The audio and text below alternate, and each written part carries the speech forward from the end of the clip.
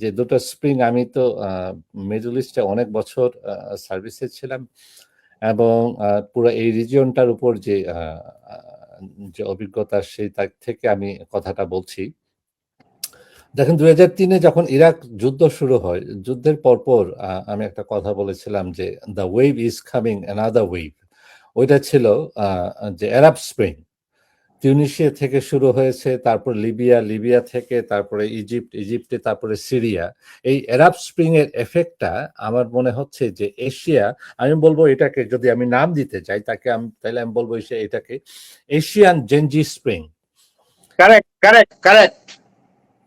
তো এই Asian Gen Z স্প্রিংটা শুরু হয়েছে শ্রীলঙ্কাতে, শ্রীলঙ্কা থেকে বাংলাদেশ, বাংলাদেশ থেকে নেপাল, নেপাল থেকে এখন ভারতে, এবং এটা যে পাকিস্তানে যে একটা সমাপ্তি ঘটবে আমার মনে হয়।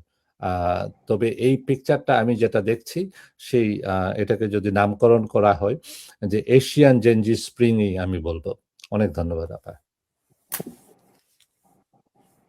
হ্যাঁ, অনেকে তো বলছে যে বাংলাদেশকে দেখে উৎসাহিত হয়ে তেলাপোকা এটা করেছে। আমি জানি না, এটা বাংলাদেশে অনেকে দাবি করে এটা হয়েছে কিনা। এটা শুরু কিন্তু শ্রীলঙ্কা থেকে, শ্রীলঙ্কার ফাইন্যান্সিয়াল ক্রাইসিস, তারপরে আপনার আসে বাংলাদেশে। বাংলাদেশে এটা মডেলটা তৈরি হয়েছে এবং হয়েছে নেপাল, নেপাল থেকে এখন দিল্লি, এবং এটার সমাপ্তি ঘটবে পাকিস্তানে। যদি আপনি 4C পিকচার যদি বলেন, আমি এটা বলবো যে এটার সমাপ্তি ঘটবে পাকিস্তানে। যে জানি না আমি আমার সাথে একমত হবেন কিনা ফরাদ ভাই। আফগানিস্তানে তো চেষ্টা কম করেন নাই, আমেরিকা কম করছে, তা পাত্তারি গুটে তো বিদায় হয়েছে। পাকিস্তানের তালেবানদের মধ্যে একটা জিনিস আছে, আমি তালেবানদের পক্ষ অবলম্বন করছি না, এরা মুখে যা বলে অন্তরে তা মিন করে। এরা মৃত্যুকে ভয় পায় না। এই পাঠান জাতি অত্যন্ত সরল সহজ এবং যা সত্যি বলে মানে তার জন্য এরা কুরুক্ষেত্রে করতে রাজি আছে।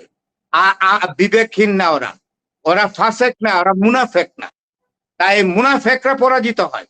যারা মুনাফেক আর যারা বীরের জাতি, যারা মনে এক কথায় এক, এদেরকে পরাজিত করা বহুত কঠিন। ধন্যবাদ।